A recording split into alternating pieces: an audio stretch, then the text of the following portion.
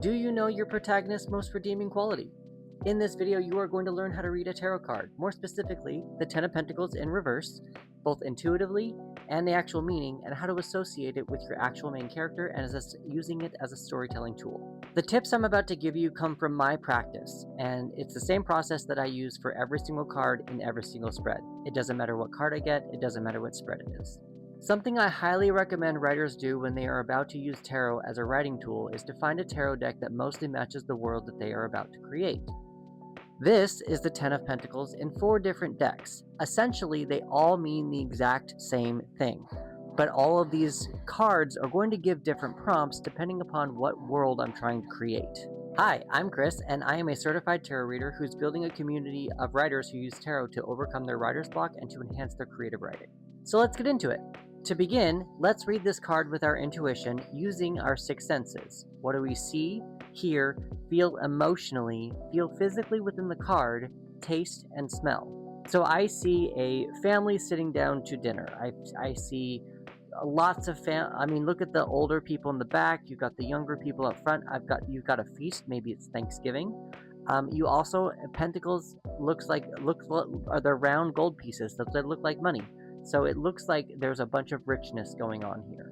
What do I hear? I probably actually hear the chatter going on, like it's a crowd. So it looks like it's a family. So you know it's going to be chaotic and loud noises and clanging with pots and pans of coming out of the oven and all this stuff. Even though it's underneath the water and a mermaid, I just feel like there's going to be a lot of commotion going on. It's not quiet. What do I feel emotionally when I look at this card? I feel a lot of support. I feel a lot of love. Some of these people don't necessarily look that happy, but I mean, most of them are smiling, but it looks like there's a generational tradition going on here. What do I feel actually in the card? Like I said, it's a crowd. I feel a bunch of people banging me back and forth. I'm not alone. It's not silent. I feel in the card maybe the food that's on the table. I can maybe even taste the food going, or even feel the food going down my throat. I wonder what that table is made of. I can also maybe even feel the roughness of the table of the coral. Maybe it's coral, maybe it's just rock. I don't know. As everyone is crowded around me and moving, I can probably even feel the water currents rubbing up against my skin. What do I taste?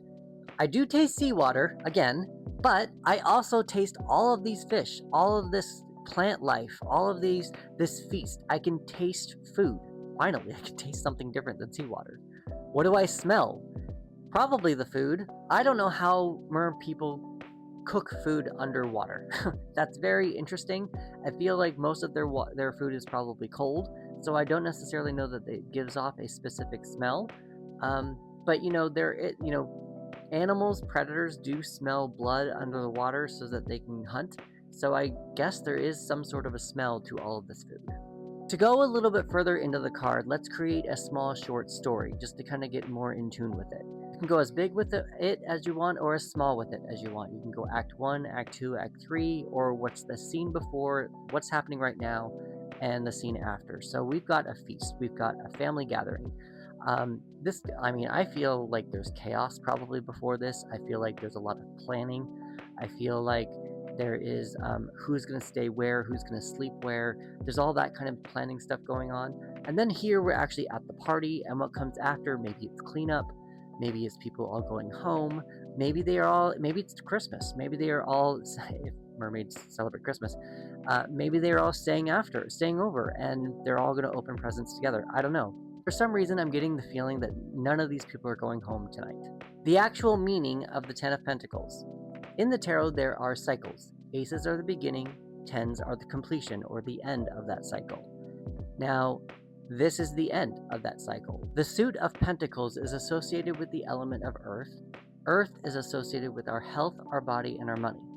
Now, Pentacles, like it says, it means money. Ten of Pentacles is completion. So when the Ten of Pentacles comes up, a lot of people read it as an inheritance, a lot of stability, not needing to worry about money anymore.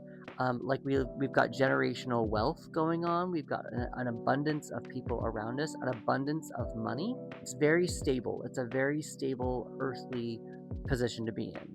When a reverse card comes up for me, it means blocked, delayed, healing, or internal energy. Sometimes it means the opposite of what the upright card means.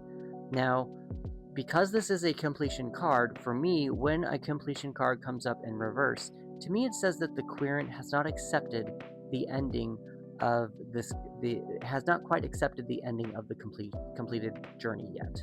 Some tarot readers don't read reversals, so if you don't read reversals, feel free to just flip the card back over. So since the Ten of Pentacles means stability and we've built something that's going to last forever, with this card being in reverse, maybe it means something different. Maybe it means that there is an uproar. Maybe it means that something's not stable. Again, like I mentioned before, sometimes to me this card means that the querent has not accepted the ending of where they've reached at.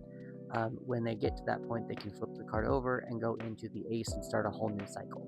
How do we associate this meaning with our protagonist?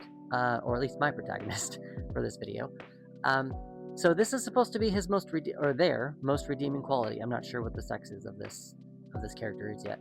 But I feel like because the Ten of Pentacles means stability, because we've got things that last forever, there was a card prior, I don't remember what it is off the top of my head, but it feels like there is something that I think that there was a card earlier where this character is able to let things roll off of their back.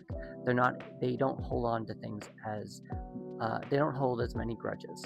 So this redeeming quality probably leans a little bit more into that as well. Probably kind of those two cards are probably talking to each other. Because there's no stability here, it just kind of feels like, since the redeeming quality, it feels like this character is very adaptable. It feels like this character can go into different situations and move things around and blend in wherever they need to blend into. And they're not as stern. There's a word. They're not as what is the word? Stubborn. They're not as stubborn. That's the word. If this card came up for your protagonist, how would you read it? Put it down in the comments. I'd love to see it. If you're enjoying learning how to read tarot cards in this way, and maybe you want to enhance your own tarot practice, maybe you want to learn how to read tarot cards, meet other writers who are using tarot to enhance their creative practice, enhance your own creative practice, have a little bit more access to me, maybe you want to have a little bit more help in reading the cards that you're pulling for your own projects, I'd like to invite you to join the Narrative Flow. It's a community on my website where all of us are just learning and growing together with tarot. A couple of videos ago, we did the right foot to discover what this character is running from. In our next video, we're going to be discovering what is this character running to, what is their goal. Please remember to interact with this video so that I remain in your feed, and I will see you in the next one.